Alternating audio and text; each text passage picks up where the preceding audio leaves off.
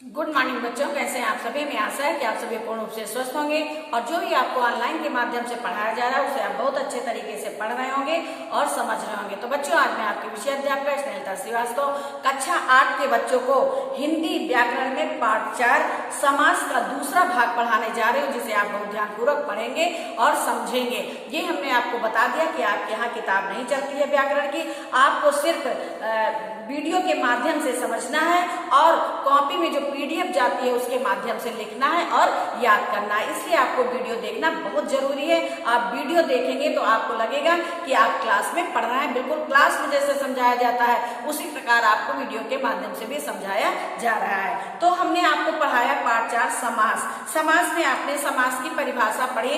समास की परिभाषा हम आपको पुनः बताते हैं कि जब दो या दो से अधिक शब्दों या पदों के मिलने से एक संक्षिप्त शब्द या पद बनता है तो इस मेल को समास कहते हैं। इस प्रकार बना हुआ शब्द पद सामासिक पद या शब्द कहलाता है।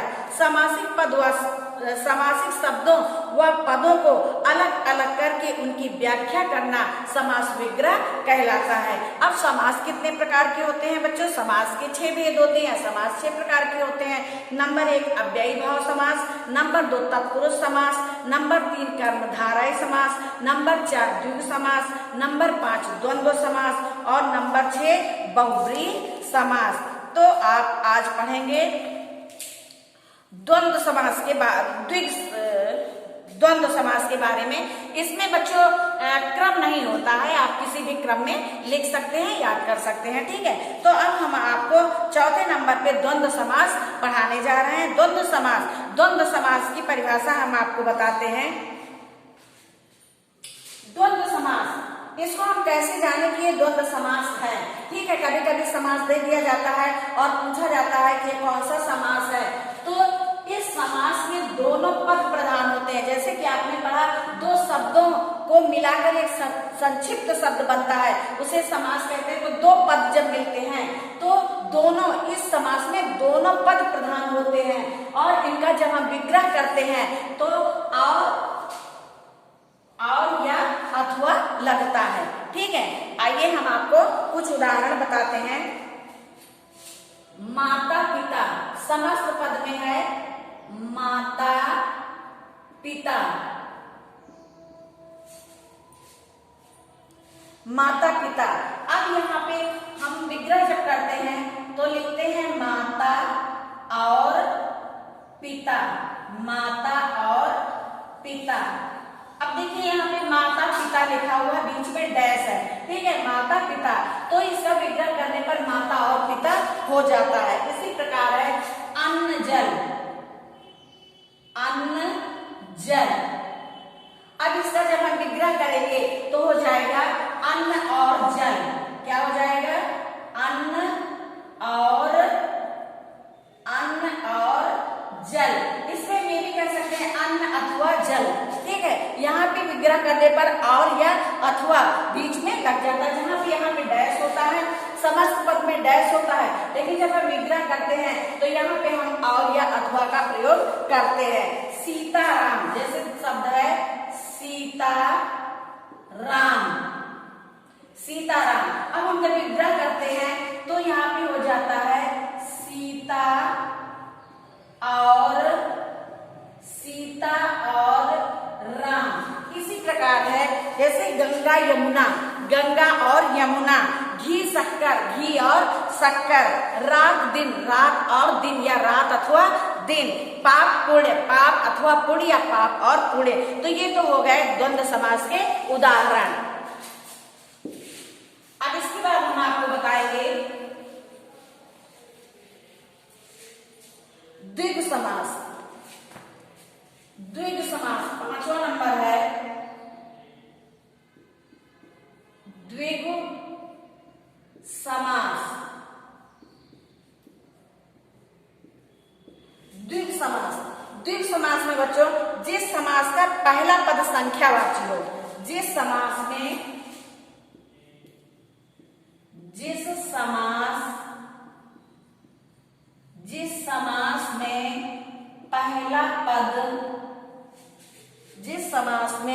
पहला पद संख्यावाची पद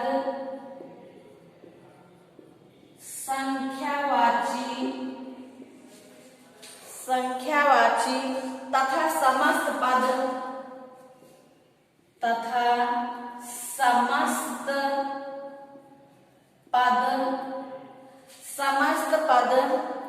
समूह बोधक हो। समस्त पद समूह बोधक हो। समूह बोधक हो। वहां द्विग समास होता है। वहां द्विग समास होता है। समास होता है। देखिए द्विग समास, अभी इसके पहले आपने पढ़ा द्वंद्व समास। द्वंद्व समास में दोनों पद प्रधान होते हैं और जब उनको हम विग्रह करते हैं, अलग अलग करते हैं, तो अथवा या और का बीच में प्रयोग होता है। अब आप पढ़ रहे हैं द्विग समास।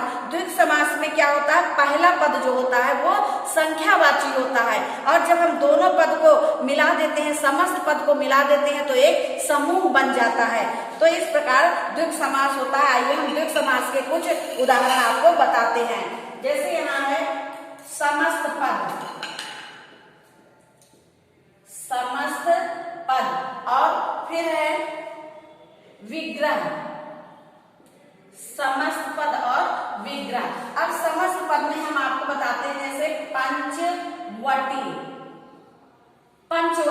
ठीक है। अब पंचवटी, पंच आगे का शब्द देखिए, इसको हम अलग करते हैं। पंच माने होता है पांच और वटी का मतलब होता है वट, यानी वृक्षों का। वट माने क्या होता है, वृक्ष। वट माने क्या होता है, वृक्ष। तो यहाँ लिखा है पंच। अब यहाँ पे पहला दो शब्द है, ठीक है, दो शब्द है। अब दो शब्द में जो पहला शब्द है ये संख्यावाचक है, ठीक है। इससे हमें किसी गिनती का पता चलता है, संख्या का पता चलता है। तो पंचवटी, इसका पहला पद जो है यहाँ पे लिखा हुआ है कि पहला पद संख्यावाची। यहाँ पहला पद संख्यावाची है, लेकिन जब हम इसका विग्रह करेंगे तो ये हो जाएगा 5 वटों का समूह। क्या हो जाएगा, 5 वटों का समूह। वैसे भी आप जानते हैं कि जहाँ पे कोई एक चीज होती है, ठीक है, तो उसे वो एक वचन में आता है, लेकिन जब 2, 3, 4, 5 हो जाते हैं तो बहुवचन में, यानी वो समूह में हो जाता है। तो यहाँ पे लिखा है पंचवटी, यानी 5 वटों का। 5 वट माने वृक्ष होता है, 5 वृक्षों का समूह। और वट माने बरगद भी होता है, लेकिन यहाँ पे वट माने वृक्ष होगा, ठीक है। इसी प्रकार है त्रिलोक। अब यहाँ पे पहला शब्द क्या है, त्रि माने 3 और लोक माने संसार, या लोक का मतलब ये होता है कि लोक का मतलब तो लोग होता है, लेकिन यहाँ पे लिखा है लोक माने संसार। तो यहाँ पे त्रिलोक यानी तीन लोगों का समूह। 3 लोगों का समूह। फिर है चौराहा। चौ से पता चलता है गिनती 4 है, ठीक है। और राहा का मतलब होता है रास्ता। 4 रास्ते का समूह या 4 राहों का समूह। 4 राहों का समूह। 4 राहों का समूह। तो अब यहाँ पे आपको द्विग समास बहुत अच्छे तरीके से समझ में आ गया होगा कि द्विग समास का पहला पद जो होता है वो संख्यावाची होता है, लेकिन जब हम उसका विग्रह करते हैं तो वो समूह में बदल जाता है, ठीक। जैसे पंच माने 5 और वट माने वट का समूह, ठीक है। तो अब हम आपको और उदाहरण बताते हैं। जैसे नवरात्र। नव माने 9 और रात्र माने रात, यानी 9 रात्रों का समूह। त्रिवेणी 3 नदियों का समूह। 3 नदियों का समूह। शताब्दी से मतलब होता है 100, ठीक है, 100 वर्षों का समूह। तो ये तो आपने पढ़ा द्विग समास के बारे में। अब आइए हम आपको छठा समास बताते हैं। जैसा कि आपने पढ़ा समास 6 प्रकार के होते हैं, अभी तक आपने 5 समास के बारे में पढ़ा। अब छठवां समास हम आपको बताते हैं। छठवां समास है बहुव्रीहि समास। बहुव्रीहि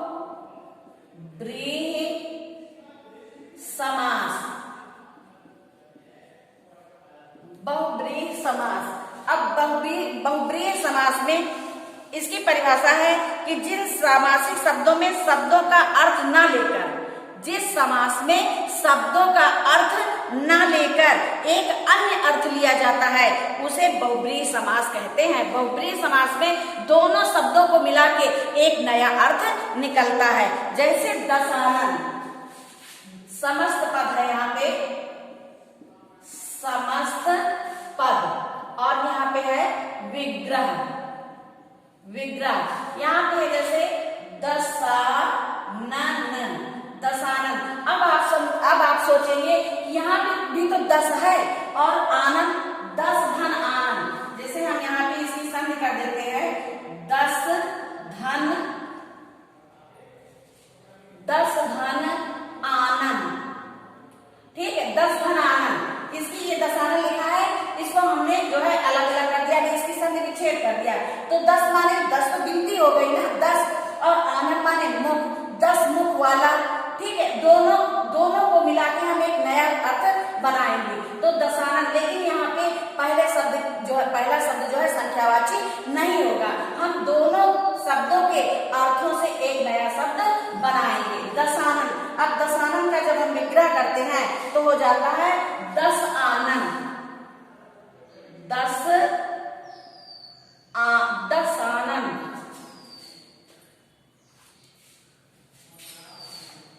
10 है आनंद, मतलब मुख होता है, आनंद, आनंद का मतलब होता है मुख। 10 है आनंद जिसके, 10 है आनंद जिसके, ये तो विग्रह हो गया। अब इसका नया शब्द क्या बना, नया शब्द 10 है आनंद जिसके, 10 मुख किसके हैं, रावण के, किसके हैं, रावण के, रावण। अब हमें आशा है कि आपको अच्छे तरीके से जो है बहुब्रीहि समास समझ में आ रहा होगा। दशानन, अब दशानन का मतलब 10 है आनंद मुख जिसके, वो कौन है, रावण। यानी कि यहाँ पे आपने पढ़ा कि जिन समासिक शब्दों में शब्दों का अर्थ न लेकर एक अन्य अर्थ निकलता है उसे बहुब्रीहि समास कहते हैं। जैसे हिमाचल, हिमाचल, हिमाचल, ठीक है, ये शब्द हो गया। अब हिम है आंचल में जिसके, हिम है आंचल, हिम है आंचल में जिसके, हिम है आंचल में जिसके, कौन, हिमाचला, हिमाचलादि, नया शब्द बन गया। फिर इसके बाद है चतुर्भुज, चतुर्भुज, चतुर्भुज।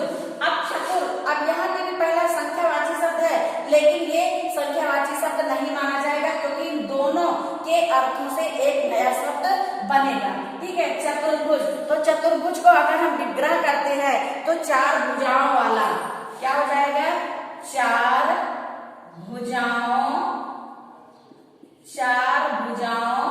वाला, अर्थात 4 भुजाएं किसकी हैं, 4 भुजाओं वाला, अर्थात विष्णु, अर्थात विष्णु।